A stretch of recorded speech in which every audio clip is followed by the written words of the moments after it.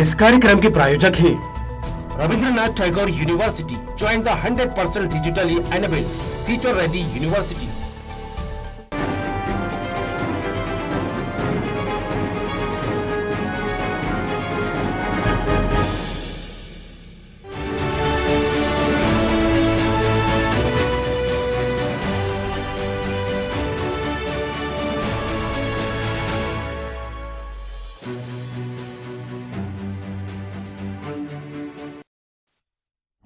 खास कार्यक्रम बात मुद्दे की में आपका स्वागत है और मैं हूं मोहम्मद कमर खान। आज़ादी के 7 दशक बाद भी भारत के किसानों की दशा में कोई बड़ा क्रांतिकारी वो बदलाव महसूस किया जा रहा है कि बदलाव की दरकार है, बदलाव का इंतजार है, क्योंकि अभी तक किसानों की हालत दयनीय बनी हुई है। हालांकि कई जतन किए जा रहे हैं, बल्कि देखा जाए तो देश में किसान और खेती दोनों ही संकट में घिरे हुए अक्सर नजर आते हैं। आज भी ज़्यादातर किसान हाशिए का जीवन जीने के लिए मजबूर है। किसानों की दुर्दशा को हम लंबे समय से देखते और सुनते आ रहे हैं। आज जगह जगह किसान प्रदर्शन करते नजर आते हैं, तो कई जगहों पर तो यह आंदोलन प्रदर्शन उग्र भी हुए हैं। इस बीच सियासतदार अपनी राजनीतिक रोटियां सेकने का भी कोई मौका छोड़ना नहीं चाहते। हाल ही में 2 कृषि क्षेत्र के से जुड़े विधेयक पास हो चुके हैं। उसके बाद सियासत ने भी अपना रुख बदला। हालांकि किसान हमेशा से हमारे देश की अर्थव्यवस्था का आधार रहे हैं और कोरोना काल में डगमगाती अर्थव्यवस्था को डगर पर लाने की कोशिशें सरकार लगातार कर रही है। मध्य प्रदेश के मुख्यमंत्री शिवराज सिंह चौहान कई सौगातें किसानों को दे रहे हैं। किसान क्रेडिट कार्ड का वितरण किया गया। 63,000 हितग्राहियों को किसान क्रेडिट कार्ड दिए गए हैं। तो वहीं 0% ब्याज पर ऋण देने के लिए भी सहकारी समितियों को 800 करोड़ रुपए की शासकीय सहायता दी गई है। एक तरफ सौगातें, दूसरी तरफ कई सवाल हैं। जी हाँ, यही है आज का हमारा विशेष एमपी में किसानों को सम्मान निधि। इस विषय पर चर्चा आगे बढ़ाएंगे, मेहमानों से परिचय भी कराएंगे, लेकिन उससे पहले देखते हैं खास रिपोर्ट।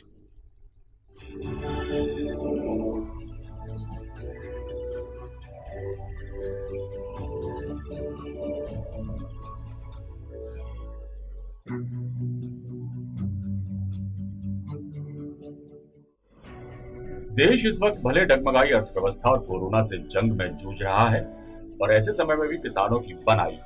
चाहे केंद्र की सरकार हो या राज्य की, किसानों को लेकर दोनों ही फिक्रमंद है। किसान बिल का चौतरफा विरोध भी हो रहा है हालांकि, लेकिन केंद्र सरकार की माने तो ये सारी कोशिशें किसानों के हित के लिए ही की जा रही हैं। गेहूं, चना और सरसों के साथ रबी की फसल पर जहां केंद्र सरकार ने समर्थन मूल्य बढ़ा दिया है, तो वहीं मध्य प्रदेश की शिवराज सरकार ने भी किसानों के लिए सौगातों का पिटारा खोला है। सीएम शिवराज ने राज्य के तमाम किसानों को क्रेडिट कार्ड का तोहफा देने के साथ 0% पर ऋण देने और केंद्र सरकार द्वारा मिलने वाली किसान सम्मान निधि में 4,000 रुपए का इजाफा किया है।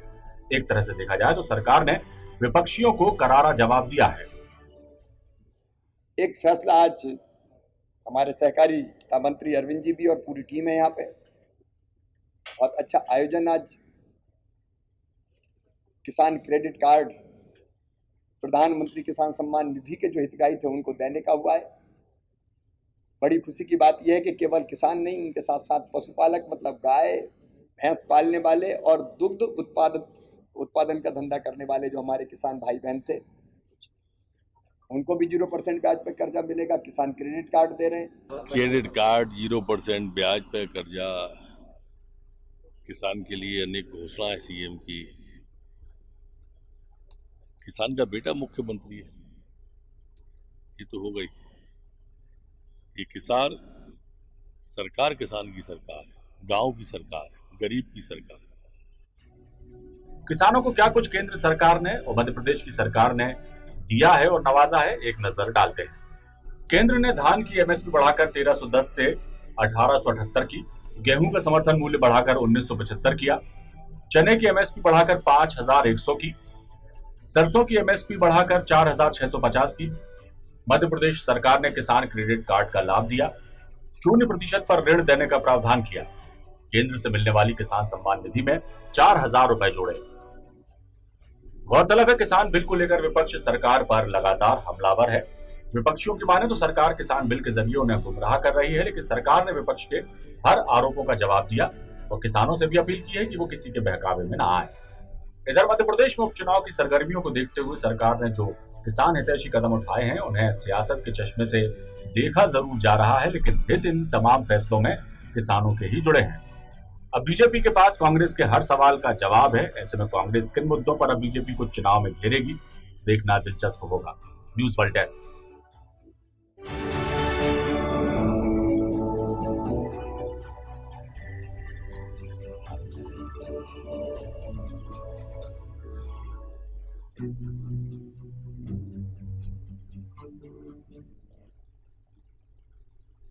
किसान देश की सियासत का एक बड़ा मुद्दा रहा है। मध्य प्रदेश में 28 विधानसभा सीटों पर उपचुनाव होने हैं और यही किसान एक बार फिर गर्म मुद्दा बनता दिखाई दे रहा है।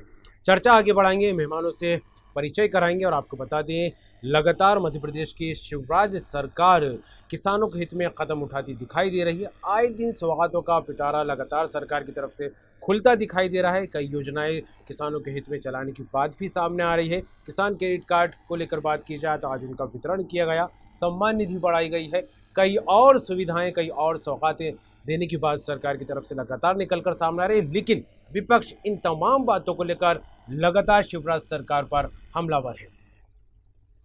मेहमान हमारे साथ जुड़ेंगे, मधुकर द्विवेदी जी रहेंगे, वरिष्ठ पत्रकार, और मधुकर जी आपका स्वागत है। धैर्यवर्धन शर्मा रहेंगे हमारे साथ, बीजेपी प्रवक्ता, आपका भी स्वागत है। और फिरोज सिद्दीकी हमारे साथ रहेंगे, कांग्रेस प्रवक्ता, आपका भी बहुत बहुत स्वागत है। फिरोज जी, शुरुआत आपसे ही करता हूं। जिस तरह लगातार सौगातें मध्य प्रदेश की शिवराज सरकार प्रदेश के किसानों के नाम करती दिखाई दे रही है, हालांकि सवाल आपकी तरफ से लगातार उठते दिखाई दे रहे हैं, चाहे प्रदेश स्तर की बात हो या फिर संसद में विधेयक पास होने की बात हो, क्या कहें?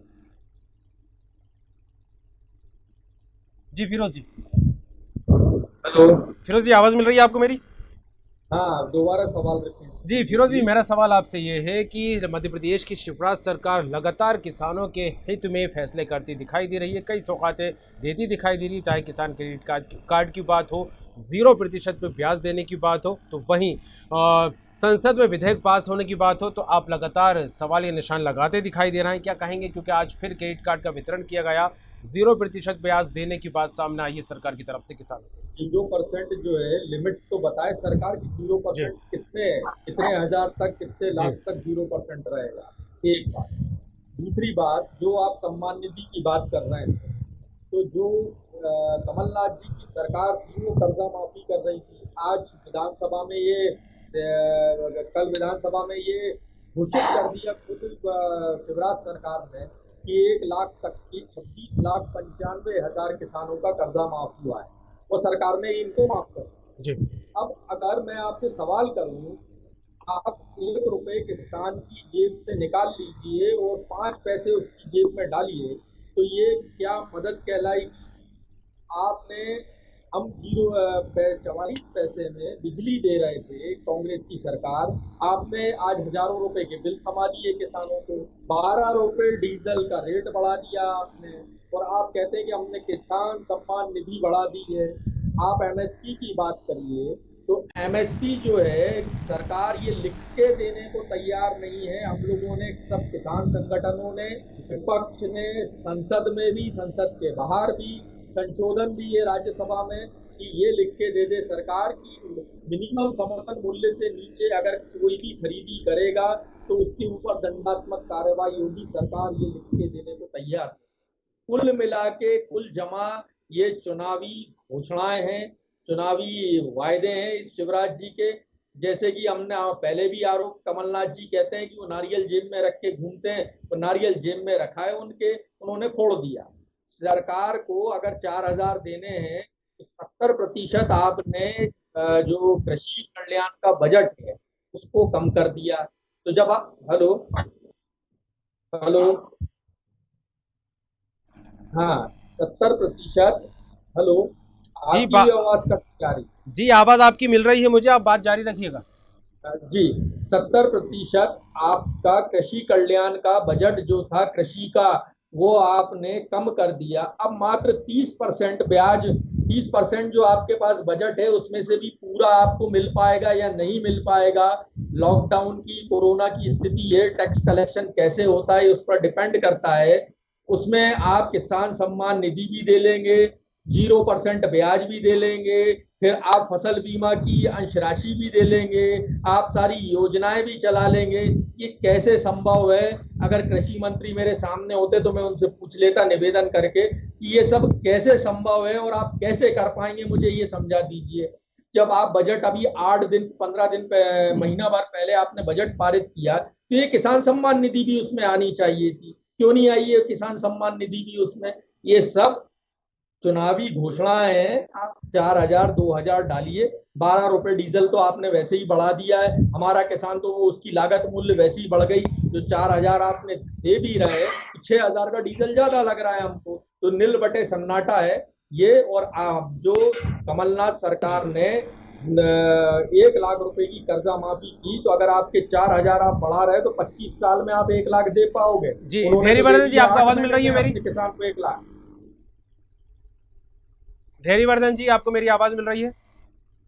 खूब जोर से मिल रही सर, पर्याप्त मिल रही। जी बिल्कुल, मैं ये कहना चाह रहा हूँ, जिस तरह से चाहे एमएसपी की बढ़ोतरी को लेकर बात हो, 1310 से बढ़ाकर सरकार ने 1878 कर दिए, गेहूं के समर्थन मूल्य को लेकर बात हो, या दूसरी सुविधाएं जो किसानों को देने की बात हो, उसको लेकर विपक्ष अभी भी कई तरह के सवाल उठाता दिखाई दे रहा है, और जवाब मांगने की बात भी कही जा रही है विपक्ष की तरफ से, और कहा जा रहा है कि कृषि मंत्री अगर होते तो उनसे मैं जवाब देता। सत्ता आपकी है, सरकार आपकी है, कई सवाल विपक्ष के हैं, क्या कहेंगे धैर्यवर्धन जी?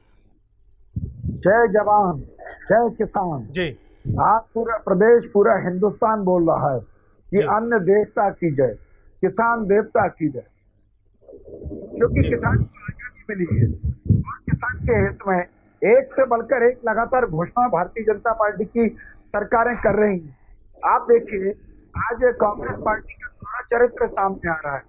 कपिल सिब्बल जी का एक वीडियो वायरल हो रहा है जिसमें वो संसद गला फाड़ करके कर रहे थे कि किसानों को आजादी दो, जी मंडी के बाहर किसान अपनी मर्जी से किसी दूसरे प्रांत में जाकर के अपनी फसल बेच सके, ये आजादी किसान को मिलनी चाहिए। ये कांग्रेस पार्टी के बड़े नेता कपिल सिब्बल कह रहे हैं, और चिल्लाने के बाद कांग्रेस पार्टी काम नहीं करती है तब कोई दिक्कत नहीं। और यदि मोदी भारतीय जनता पार्टी की सरकार है जो कल कर रहे थे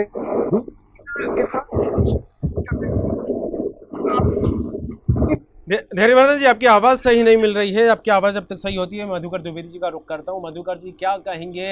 एक तरफ विधेयक पास हो रहे हैं, दूसरी तरफ लगातार सौगात मध्य प्रदेश की सरकार देती नजर आ रही है किसानों के हित में, तो वहीं विपक्ष के सवालिया निशान भी कई सारे लगते दिखाई दे रहे हैं, क्या कहें इन बातों को लेकर? पूरी बात कर ले कि एक बार तो कम से कम धैर्यवर्धन जी, आपकी आवाज आपका मेरी आवाज आ रही है आपको? हेलो हेलो, मेरी आवाज सुन पा रहे हैं आप? जी जी, आप बात जारी रखिएगा। जी जी, देखिए, इस देश का किसान जी हमेशा सियासत के केंद्र में रहा है, चाहे वो केंद्र की सियासत हो या राज्यों की सियासत।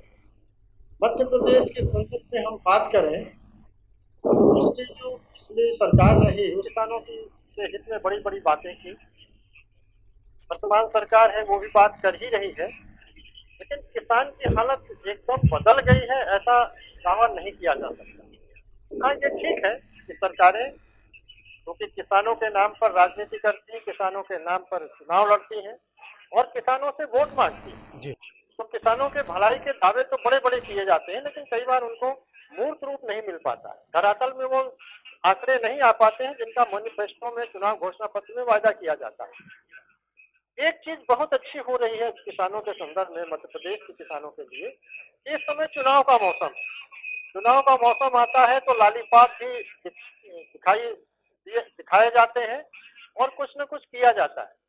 तो अगर इस समय केंद्र सरकार भी किसानों के मुताबिक कुछ कर रही है और राज्य सरकार उसमें कुछ इजाफा करके किसानों को दे रही है, तो बड़ी अच्छी बात है, ये होना ही चाहिए। लेकिन ये चीज सब होने के बाद भी कितनी पीड़ा होती है जब कहीं से समाचार मिलता है कि किसान ने आत्महत्या कर ली या किसान ने ऐसा कदम उठा लिया आर्थिक कमजोरी की वजह से, गरीबी की वजह से, जो अप्रत्याशित होता है। ये सरकारों के लिए बड़ी सोचनीय स्थिति होनी चाहिए कि आखिर किसान आत्महत्या क्यों करे। इसी वो कौन सी स्थिति ऐसी बनती है जिससे किसान आत्महत्या करता है? आज समर्थन मूल्य की बात है, निश्चित तौर पे केंद्र सरकार ने बहुत अच्छा काम किया कि समर्थन मूल्य बढ़ाया।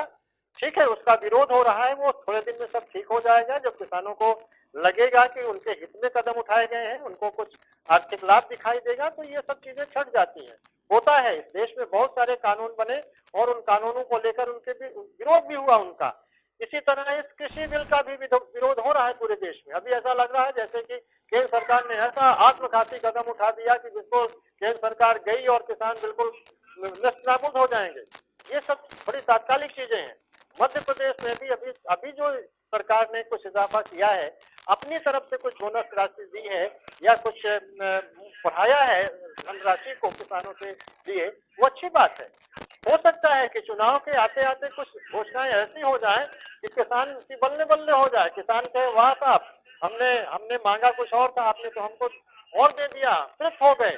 कहने का आशय ये कि किसानों को अगर वास्तविक तरीके से उनको लाभान्वित करना है तो खाली समर्थन मूल्य बढ़ा देने से ही काम नहीं चलेगा। किसानों की आर्थिक दशा के साथ साथ उनकी सामाजिक दशा को भी सुधारना पड़ेगा। किसानों के लिए अगर उद्योगपतियों के लिए सरकार पलक पावड़े बिछा देती है, रेड कॉर्पेट बिछा देती है, तो आज हमारा किसान उपेक्षित क्यों होता है? ये बड़ी चिंता का विषय है। एक सबसे सवाल बड़ी बना बात हुआ है ये बिल्कुल मधुकर जी। है हाँ धैर्यवर्धन जी, जैसे मधुकर जी मैं यहाँ रोकना चाहूंगा। अब धैर्यवर्धन जी कुछ कह रहे थे, उनकी ऑडियो डिस्टर्ब हो रही थी जी। धैर्यवर्धन जी क्या कहेंगे? विपक्ष लगातार सवाल या निशान खड़े कर रहा है क्योंकि जिस तरह से एमएसपी 1310 से बढ़ाकर 1878 आपकी तरफ से कर दी गई है, गेहूं का समर्थन मूल्य बढ़ाकर 1975 कर दिया गया है, चने की एमएसपी को लेकर बात की जाए तो 5100 रुपये कर दी गई है, सरसों की एमएसपी भी बढ़ाकर 4650। लगातार बढ़ोतरी के आंकड़े देखने को मिल रहे हैं और किसानों को खुश करने की कोशिश भी की जा रही है, लेकिन विपक्ष आप पर हमलावर है। सवालों को लेकर क्या कहें? देखिए, भारतीय जनता पार्टी की सरकारें प्रयोग धर वो सभी सकारात्मक प्रयोग कर रही हैं, हिम्मत के साथ, हौसले के साथ, दबंगी के साथ, जिनको करने में सरकारें डरती थी। सरकारें उतनी हिम्मत नहीं जुटा पाई, उतने बड़े निर्णय नहीं कर पाई जिनके लिए मोदी सरकार जानी जाती है। और शिवराज सिंह जी की जहां तक बात है, शिवराज सिंह जी बड़े अनूठे नेता हैं। वो अपने तमाम निर्णयों से पूरे देश में लोकप्रिय हुए हैं। चाहे लाडली लक्ष्मी वाला निर्णय रहा हो, चाहे कम उम्र की बच्चियों के साथ यौन अपराधों के मामले में फांसी की सजा का प्रावधान करने के लिए सबसे पहले कानून बनाने की पहल का मामला रहा हो, वैसा ही एक और बड़ा झंडा बुलंद किया शिवराज जी ने आज पूरे हिंदुस्तान में नाम कमा लिया कि किसानों को 6000 रुपए सालाना जो मोदी सरकार के द्वारा दिए जा रहे थे, उससे राज्य सरकार ने अपना अंशदान देकर 2-2 हजार रुपए की 2 किस्तों के तौर पर 4000 रुपए और देंगे और 77 लाख किसानों को 25 सितंबर को पहली किस्त पंडित दीनदयाल उपाध्याय जी के जन्मदिन पर दी जाएगी। ये घोषणा भी मुख्यमंत्री जी ने कर दी है। अर्थात इसमें कहीं संशय नहीं है, शंका नहीं है। आप देखिए, आपके न्यूज चैनल के माध्यम से कह रहा हूँ, शिवराज जी की इस घोषणा का प्रतिफल यह होगा कि तमाम सारे राज्य छोड़कर किसानों के हित में वही भी प्रयास करेंगे कि अपना अंशदान देकर केंद्र के साथ से कदम मिला करके किसान की झोली में, किसान की पॉकेट में, किसान के अकाउंट में पैसा डाल सकें। इसलिए चैनल शिवराज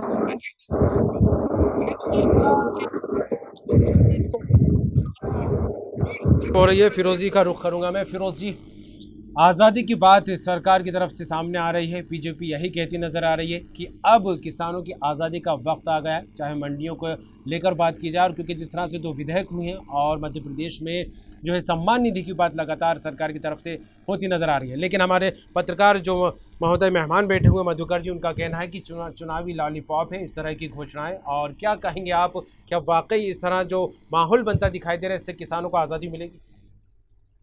किस बात की आजादी? मैं ये सवाल करता हूँ, क्या पहले आप कौन सा ऐसा कानून बता दीजिए। ये बात नरेंद्र सिंह तोमर जी से भी किसी पत्रकार ने पूछी थी, वो जवाब नहीं दे पाए कि कौन सा ऐसा कानून है कि जिसके माध्यम से हमको वो नहीं ये कि आप किसान बाहर नहीं माल भेज सकता।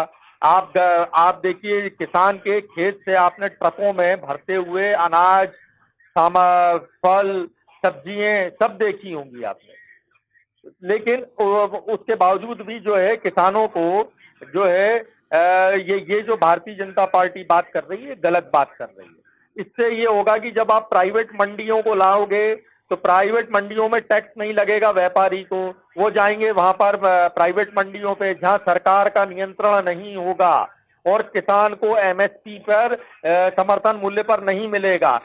सभी संगठनों की मैं फिर दोहरा रहा हूं यही मांग है कि अगर एमएसपी पे आपको बिकवाना है तो एक कानून में एक लाइन बढ़ा दीजिए कि एमएसपी पे अगर आप नहीं खरीदोगे तो आपके खिलाफ दंडात्मक कार्रवाई की जाएगी।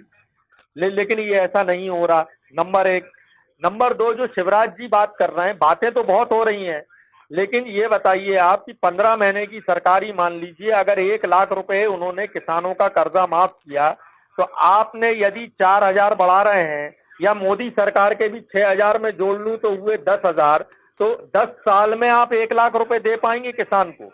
और जो कर्जा माफी चल रही थी आपने उस कर्जा माफी को रोक दिया, तो ये किसानों के हित में कैसे फैसला हो गया, मुझे ये बात समझ में नहीं आती। तो जो भारतीय जनता पार्टी ये जितनी भी बातें कर रही है सिर्फ चुनावी शगुफे हैं, ये काला कानून है। और मैं आपको एक चीज और बता दूं, ये जो काला बाजारी को इन्होंने जो स्टॉक की लिमिट खत्म की है, इससे आम उपभोक्ता परेशान होगा। अब सरकार के हाथ में कोई हथियार नहीं है उनको रोकने का। अब काला बाजारी सस्ते में माल खरीदेंगे, स्टॉक करके रखेंगे और जब भाव कीमतें आसमान छूने लगेंगी तब उस माल को बाहर निकालेंगे और उसमें महंगा सामान आपको मिलेगा। जहां तक कॉन्ट्रैक्ट फार्मिंग का सवाल है, कॉन्ट्रैक्ट फार्मिंग में उसमें किसान हितैषी निर्णय होना चाहिए, उसमें जो अपर हैंड है वो किसान का नहीं है, फैक्ट्री वाले का है। और एक चीज बताऊं, ये मंडियों का मामला हो, मंडियों में कोई भी विवाद होगा तो उसका एसडीएम निराकरण करेगा और एसडीएम के बाद जो वहां उसके बाद वो सीधा दिल्ली में अपील कर सकता है। किसान को अदालत जाने का भी अधिकार नहीं है। तो ये आजाद भारत में ये जो कानून है ये अंग्रेजों के कानून लागू कर रहे हैं और आप कहते हो कि हम चलिए बिल्कुल मधुकर जी, मैं रुक करूंगा, लेकिन अदालत जाने का भी किसान को अधिकार नहीं, ये कैसी बात हो सकती है जी।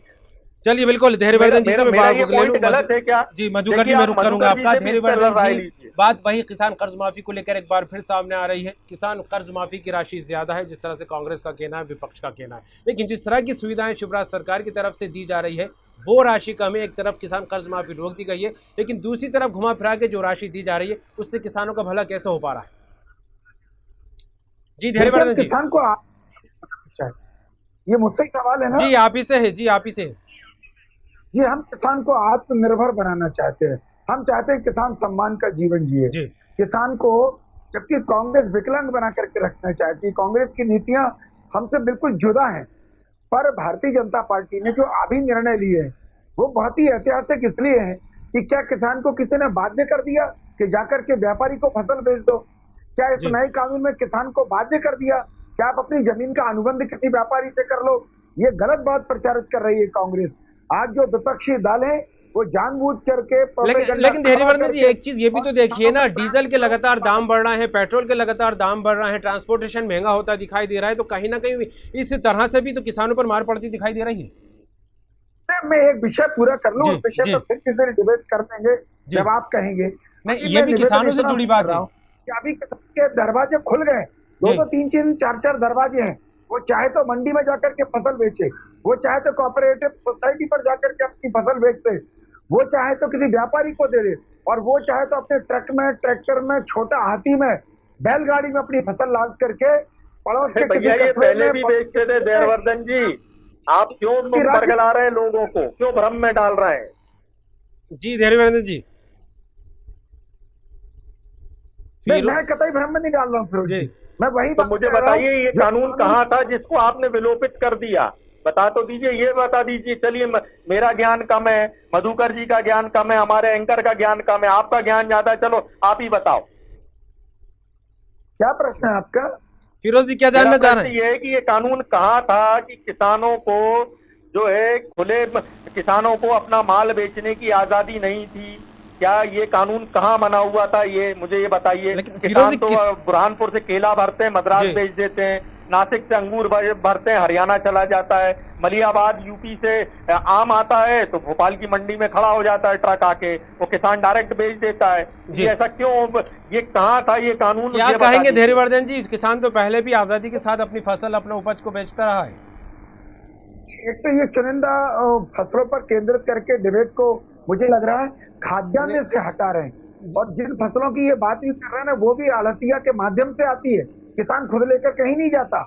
हम सब जानते हैं कि आड़तिया उसका जो टैक्स भरता हो, मंडी के माध्यम से अनुमति लेता है, उसका अपना रजिस्ट्रेशन होता है, वो चुनिंदा केले वगैरह इनको ले आता था। मैं भी इस बात की सहमति दे रहा हूँ, परंतु क्या वो किसान अपने खेत से गेहूं या चावल निकाल करके पंजाब बेचने जाता था, या शिवपुरी का किसान झांसी जाता था, या सागर का किसान उधर बांदा या ललितपुर चला जाता था? मुझे बताइए, किसान कभी नहीं जा पाता था। उसको तमाम प्रकार की पाबंदियां थी, मंडियों के अपने बैरियर थे, उनको तमाम प्रकार की पेनल्टी भुगतनी पड़ती थी और किसान को बहुत परेशानी होती थी। इसलिए भारत सरकार ने किसान को बंधन मुक्त किया है कि वो चाहे तो मंडी में बेच दे, और चाहे वो आसपास के क्षेत्र में कहीं भी जाकर के स्वतंत्र होकर के, चलिए बिल्कुल मधुकर जी, आपका रुख करूंगा। एक तरफ किसानों को सुविधाएं देने की बात है, तो दूसरी तरफ कई तरह के कानून को लेकर और दूसरी बातों को लेकर भी विपक्ष लगातार हमलावर है। तो क्या लगता है, जिस तरह से आत्मनिर्भर किसान को बनाने की बात सरकार की तरफ से निकलकर सामने आ रही है, किसानों की आज़ादी को लेकर बात निकलकर सामने आ रही है, और इस तरह विपक्ष लगातार ये बात कहता रहा है, किसान अपनी उपज को, अपनी फसल को पहले भी आज़ादी के साथ बेचता रहा है, अब कौन सी आज़ादी की बात हो रही है, अब कौन से कानून की बात हो रही है, क्या कहें इन सब तमाम बातों को लेकर? मधुकर जी। हाँ बिल्कुल, दरअसल जो अभी केंद्र सरकार की तरफ से जो बातें आई हैं, जो कानून है, इसमें अमेंडमेंट भी हो सकता है। देश में बहुत सारे कानून बने हैं जिनका विरोध हुआ है, उनमें संशोधन हुआ है, अभी कोई एकदम अंतिम मुहर नहीं लग गई, अभी राष्ट्रपति जी की सहमति भी नहीं मिली है उसमें। हो सकता है राष्ट्रपति जी इस बिल को लौटा भी सकते हैं, वो कोई संशोधन मांग सकते हैं, स्पष्टीकरण मांग सकते हैं। इसलिए मुझे लगता है अभी विपक्ष को इतना ज्यादा हमलावर होने की आवश्यकता नहीं है, लेकिन ये राजनीति है। अगर विपक्ष अपना धर्म नहीं निभाएगा विरोध का, तो विपक्ष का महत्व कहाँ रहेगा?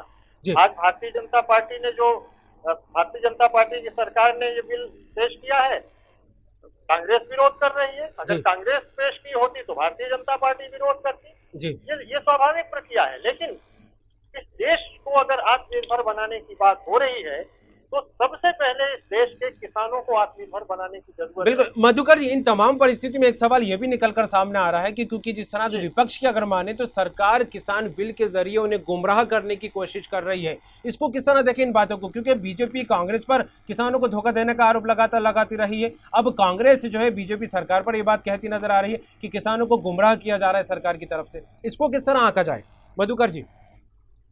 देखिए, कोई भी सरकार ये नहीं चाहती कि वो अलोकप्रिय हो जाए, कोई ऐसा निर्णय ले ले जिससे उसकी थू होने लगे, उसके विरोध में लोग सड़कों पे आ जाए।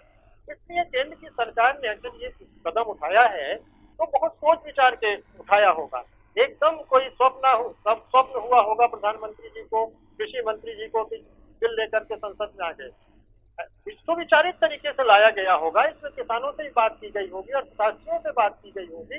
लेकिन अगर विरोध बहुत व्यापक बढ़ता जाएगा तो सरकार को मुझे लगता है इस बिल पर पुनर्विचार करना पड़ेगा, क्योंकि किसानों का से जुड़ा हुआ मामला है, मध्यम वर्गीय किसानों से जुड़ा हुआ मामला है। ये कोई उद्योगपतियों से जुड़ा हुआ मामला नहीं है कि चलिए वो सह लेंगे। एक किसान इस देश का अन्नदाता कितनी मुसीबतों के साथ अपने परिवार का भरण पोषण करता है, उसके लिए अगर सरकार कोई अच्छा कदम उठा रही है तो वो स्वागत भी किया जाना चाहिए। लेकिन अगर उस निर्णय के खिलाफ किसान सड़कों पे भी आ गए तो उस पर पुनर्विचार भी करना चाहिए। मुझे लगता है अभी वक्त है, अगर सरकार पुनर्विचार कर लेगी, किसानों के आक्रोश को ठंडा कर लेगी, तो इससे केंद्र सरकार की चलिए बिल्कुल किसानों का आक्रोश है तो दूसरी तरफ विपक्ष लगातार हमलावर है, उसके सवाल भी हैं और ऐसे में 28 विधानसभा सीटों पर जो है उपचुनाव भी हैं। क्या कुछ माहौल बनेगा, क्या वाकई किसानों का आक्रोश ठंडा कर पाने में सरकार कामयाब होगी और इसका असर कितना चुनावों पर बनेगा, देखने वाली बात होगी। आप तीनों ही मेहमान मधुकर द्विवेदी जी वरिष्ठ पत्रकार हमारे साथ जुड़े, आपका बहुत बहुत शुक्रिया। और धैर्यवर्धन शर्मा जी बीजेपी प्रवक्ता, आपका भी शुक्रिया। और फिरोज सिद्दीकी कांग्रेस प्रवक्ता, आपका भी धन्यवाद। तो लेकिन जिस तरह भले ही कई सवाल विपक्ष लगातार उठाता रहा हो, सरकार ने विपक्ष के हर आरोपों का जवाब भी दिया है। और जिस तरह देखें किसानों से इस बात को लेकर अपील भी सरकार की तरफ से की गई है कि वो बहकावे में ना आए। इधर मध्य प्रदेश में उपचुनाव की सरगर्मियों को देखते हुए देखा जाए तो सरकार ने जो किसान हितैषी कदम उठाए उन्हें सियासी चश्मे से जरूर देखा जा रहा है, लेकिन हित इन तमाम फैसलों में किसानों से ही जुड़ा हुआ है। अब फिलहाल देखने वाली बात होगी कि एक तरफ किसानों के नाम पर कई सारी सौगातें सरकार की तरफ से दी जा रही हैं, वहीं किसान को ही मुद्दा बनाकर विपक्ष लगातार हमलावर है और ऐसे में 28 विधानसभा सीटों पर उपचुनाव होने हैं। क्या कुछ सरगर्मियां आगे देखने को मिलती हैं और किसान देखते हैं किस हिसाब से आगे बढ़ता दिखाई देता है और किसान का फैसला चुनाव में क्या कुछ होगा, क्योंकि ये चुनाव ही सत्ता को बरकरार रखने और खोई हुई सत्ता पाने का फैसला कर पाएंगे, क्योंकि कांग्रेस खोई सत्ता पाने के लिए जी जान से लगी हुई है, तो वहीं शिवराज सिंह चौहान की जो सरकार है वो सत्ता बरकरार रखने के लिए कई सभाएं और एक अलग दमखम के साथ मैदान में उतरी हुई है। फिलहाल दीजिए इजाजत, बाकी खबरों के लिए बने रहिए हमारे साथ।